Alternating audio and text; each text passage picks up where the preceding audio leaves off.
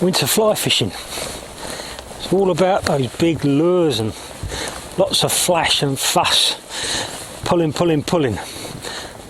or other things we can be doing. Shut up and sit down.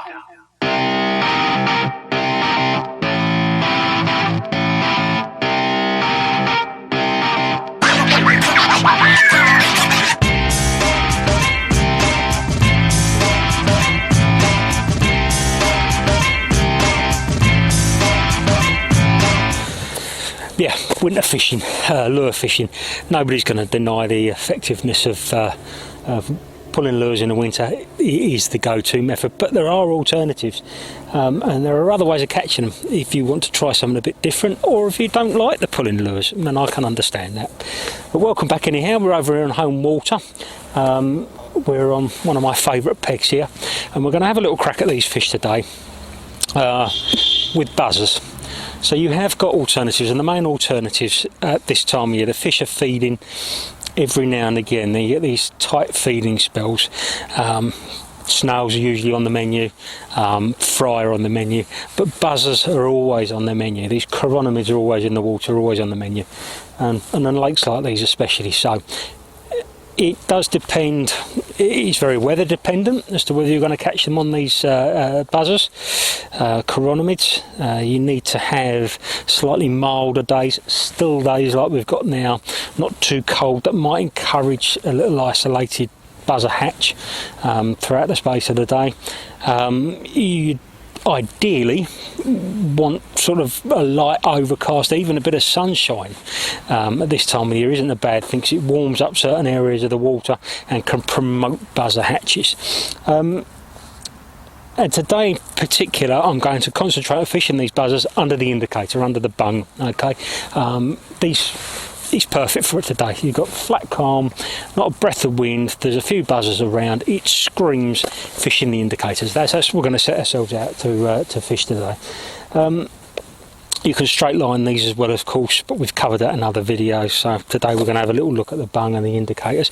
These indicators, basically what happens is you set yourself a little float on your fly line, or actually on your leader setup, and then you suspend 1, 2, maybe 3 flies underneath it, and it allows you to keep those flies at a certain depth for an extended period of time. If you just straight line flies, if you have no indicator on there, you have no way of keeping the flies up in the water, they're constantly sinking, and on a shallow lake like this you're going to find that the flies will get down to the bottom quite quickly, and you're always going to be pulling in leaves and old bits of twigs, etc, etc. So the indicator really works well, especially on these shallow lakes. It's just going to keep everything up and above and off the bottom and out of trouble, and it's just going to hang those flies in the kill zone, the take zone, for as long as it can. As I said, buzzers is mainly what we're going to aim towards fishing today. Generally with winter buzzers, they tend to be black. You're looking at little black buzzers, and I'll put a little link up here somewhere. I might even put a picture up here for you somewhere. You're looking at black buzzers, and you're looking at small buzzers, so little size 12s, 14s, and I'll probably go with the 14s today.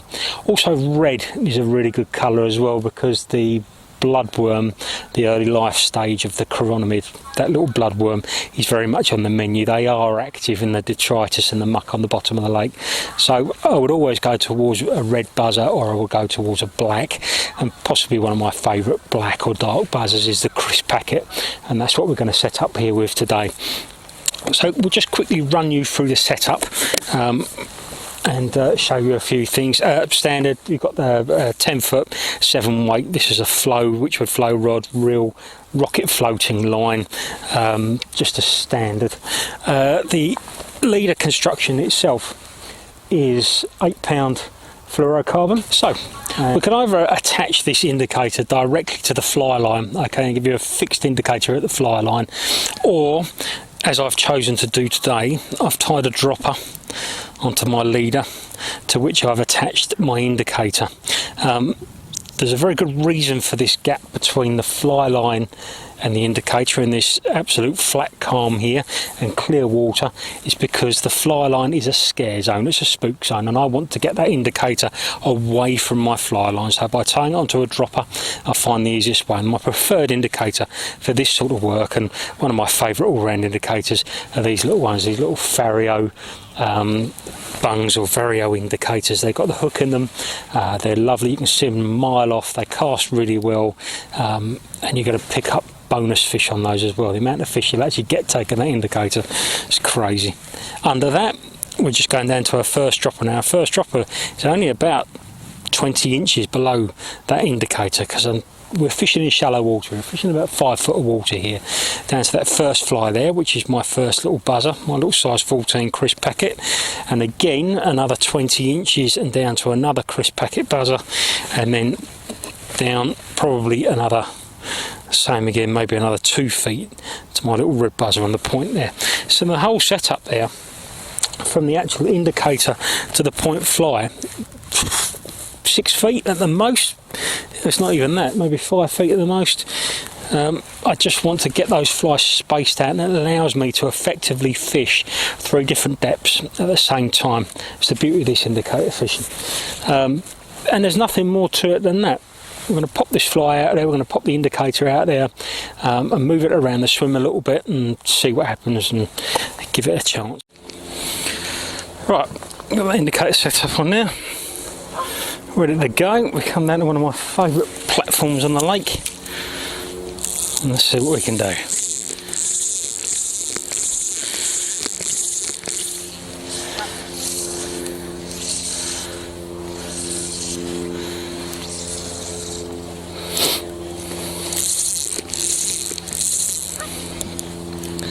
That's just sitting in there nicely. There's normally a fish or 2 knocking around here, just to see whether they're in the mood for the buzzers or not.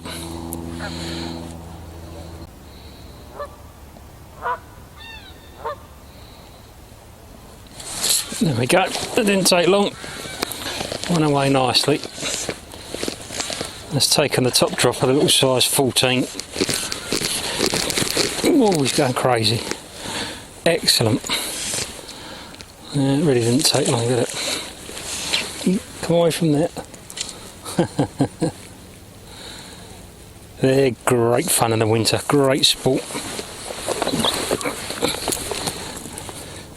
Nice fish as well. Let's get that net down to him. Yep. That little size 14. Crisp packet buzzer. And black really for me in the winter really is the colour for buzzers. There we are. He's nice in the net. Nice Chigba rainbow on the buzzer. Excellent. Good start.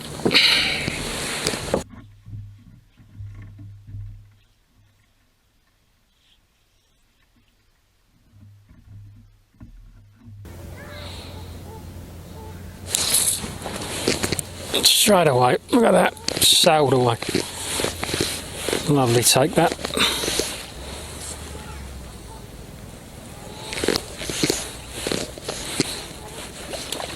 Let's take in the middle dropper this time. Only out there a second.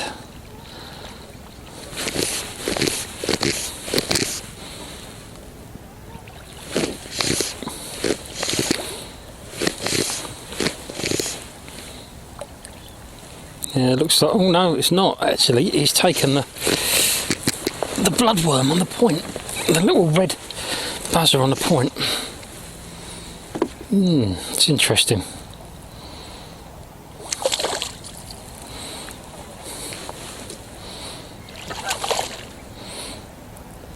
They got plenty of fight in them this time here, haven't they?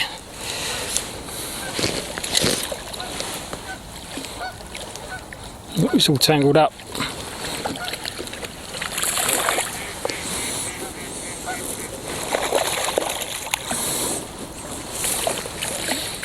Lovely. Nicely done. Nicely done.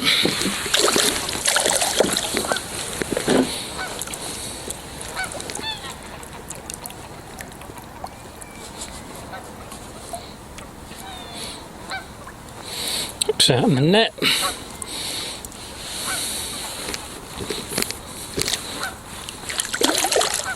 Away he goes.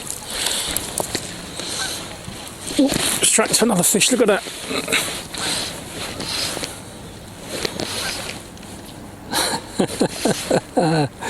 I was just about to cast.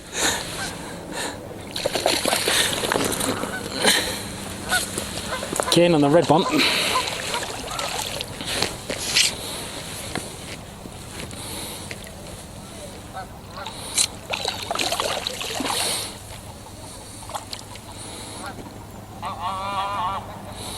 Seem to be going for the slightly deeper fly. Makes sense, it's cold, there's very little movement on the surface today. Nice slabby fish.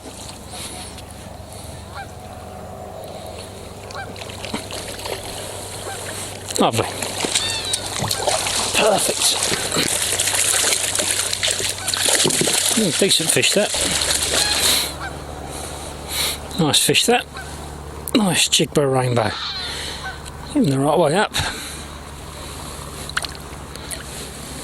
Away he goes. Excellent.